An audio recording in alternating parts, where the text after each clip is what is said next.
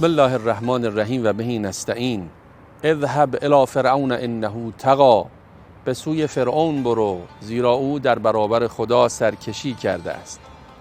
پیامبران عظیم الشأن الهی و اساساً هر جامعه‌ای که بخواد موحدانه زندگی بکنه قطعاً دشمن خواهد داشت. وقتی هدف انبیاء الهی ابلاغ برنامه عملی برای رسیدن به سعادت دنیوی و اخروی و نجات انسان از جهل‌ها و تاریکی‌ها در زندگی باشه، هر فرد یا هر گروهی که برنامه عملی پیامبران منافعش رو به خطر بندازه دشمن پیامبران خواهد شد. طبق گفته قرآن کریم پیامبران الهی 4 دسته دشمن داشتند.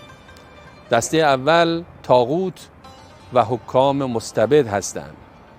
آیه‌ای رو که در برنامه امشب به اون اشاره کردیم به همین نکته میپردازه. اذهب الی فرعون انه طغی. به سوی فرعون برو زیرا او در برابر خدا طغیان و سرکشی کرده. فرعون و فرعونیان و به طور کلی هر کسی و هر گروهی و هر کشوری که تمامی همتش تسلط بر دیگران و اقشار مختلف و زورگویی به مردم باشه، پیامبران الهی رو تاب نمیاره، لذا به دشمنی با اونها برخواهد خواست. در جامعه جهانی امروز هم امریکا و برخی از کشورهای اروپایی نماد طاغوت هستند که برای از بین بردن جوامع توحیدی همه تلاش خودشون رو به خرج میدن، گزینه‌های مختلفی روی میز میگذارن. امریکایی‌ها میدونن که اگر جامعه جهانی توحیدی شکل بگیره دیگر نمیتونن به چپاول و غارتگری خودشون ادامه بدن، دیگه نمیتونن کد خدای عالم باشند و منابع کشورهای مختلف رو به غارت ببرند و بر مقدرات کشورها مسلط بشن. گروه دوم مترفین هستند. مترفین یعنی ثروت اندوزانی که با اختلاف طبقاتی زنده هستند. رگ حیات اونها به وجود بی‌عدالتی اقتصادی در جامعه طاغوتی وابسته است. از فقیرتر شدن دیگران و افزایش ثروت خودشون لذت میبرند.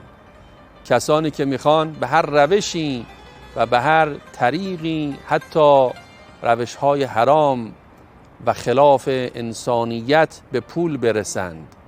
مصداق بارز مترفین که ادامه زندگی و بقایشون در ثروت اندوزی و بی‌عدالتی اقتصادی در جامعه جهانی نهفته هست، صهیونیست ها هستند. گزینه سومی که قرآن از اونها به عنوان دشمن انبیا یاد میکنه احبار و رهبان هستند. عالمان دینی و مذهبی که با ذهنها و عقلها سر و کار دارند.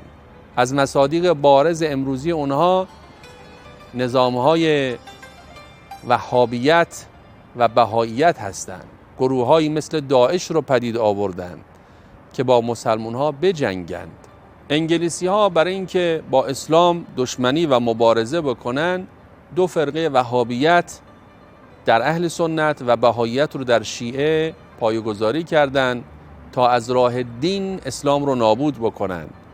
الحمدلله بهاییت با توجه علمای شیعه نتونست کاری رو از پیش ببره، اگرچه هنوز خطر اونها وجود داره و فعالیت میکنن، اما وهابیت در اهل تسنن تونستند تا حدی سرپا بمونن و نمونه تفکرات اونها هم شد داعش. گروه چهارمی که قرآن از اونها به عنوان دشمن انبیا نام میبره کسانی هستند که از اونها با عنوان ملأ یاد میشه، همون رؤسا، سران، مسئولانی که وقتی با آمدن پیامبران جایگاه خودشون رو در خطر میبینن به مخالفت و دشمنی با پیامبران میپردازن.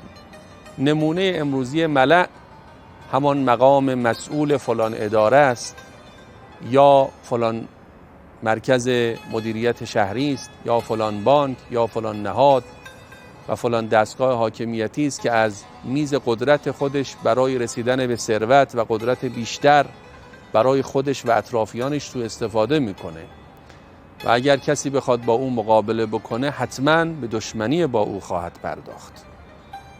خدای متعال جامعه اسلامی رو بدون دشمن قرار نداده و رمز موفقیت ایستادگی و مقاومت در برابر این دشمنهای 4گانه است. خدا نگهدار.